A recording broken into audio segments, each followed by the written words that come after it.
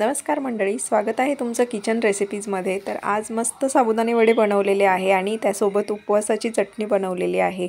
आणि साबुदाणा वडा बराच वेळा तेलात सोडल्यावर फुटतो, तर तो फुटू नये यासाठी मी काही खास ट्रिक सांगितलेली आहे, तर तुम्ही व्हिडिओ शेवटपर्यंत बघा। चला तर आपण साबुदाणा वडा बनवायला घेऊया। तर या ठिकाणी मी भिजवलेला साबुदाणा 3 उकडलेले बटाटे घेतलेले आहे आणि त्यात टाकण्यासाठी 4-5 हिरव्या मिरच्या, अर्धा इंच आल्याचा तुकडा आणि 1 चमचा जिरं हे मी वाटून घेणार आहे। तर सर्वात आधी आपल्याला बटाटे कुस्करून घ्यायचे आणि साबुदाणाही कुस्करून घ्यायचा आहे आणि एकत्र करून घ्यायचा आहे। त्यानंतर त्यात 3 ते 4 चमचे दाण्याचा कूट, 1 चमचा मिरचीची भरड वापरायची आणि चवीपुरतं मीठ टाकून याचा एकत्र गोळा करून घ्यायचा आहे आपल्याला।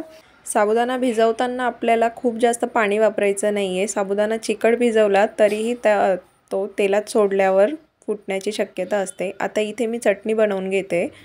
तर चटणीसाठी जे मी मगाशी मिरची वाटून घेतलेली त्यातली अर्धी उरवली आहे, त्यात वाटीभर शेंगदाणे आणि दही, चवीपुरतं मीठ आणि साखर टाकून ही अशी वाटून घेतली चटणी आणि ही आपली चटणी तयार झालेली आहे।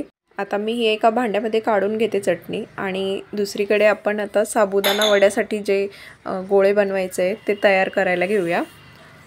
तर एकीकडे मी तेल गरम करायला ठेवलेलं आहे आणि वडे तयार करत असताना हातांना मी तेल थोडंसं लावून घेतलं आणि त्यानंतर हा असा आपल्याला चपटा वडा बनवून घ्यायचा आहे। वडा खूप जाड नाही बनवायचा आहे, जाड बनवला तरी तो तेलात सोडल्यावर फुटतो, त्यामुळे चपटे असे वडे आपल्याला असे बनवून घ्यायचे आहेत।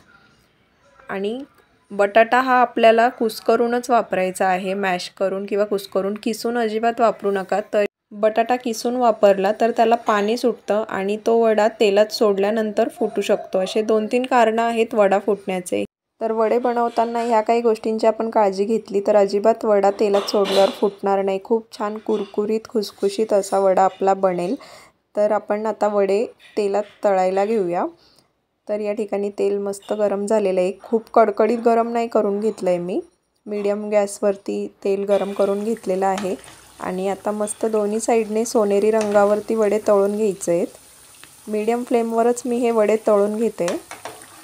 तुम्हाला हवं असेल तर तुम्ही तुपातही हे वडे तळू शकता, खूप छान लागतात तुपात पण तळल्यावर। तर या ठिकाणी आपले मस्त सोनेरी रंगावरती असे वडे तळून झालेले आहेत। आता हे काढून घेऊया आपण आणि एकदम छान कुरकुरीत असे वडे आपले तयार झालेले आहेत। तर या ठिकाणी आपले वडे आणि उपवासाची चटणी मस्त तयार झालेली आहेत। आणि आजची रेसिपी जर तुम्हाला आवडली असेल तर चॅनल लाईक, शेअर, सबस्क्राईब नक्की करा।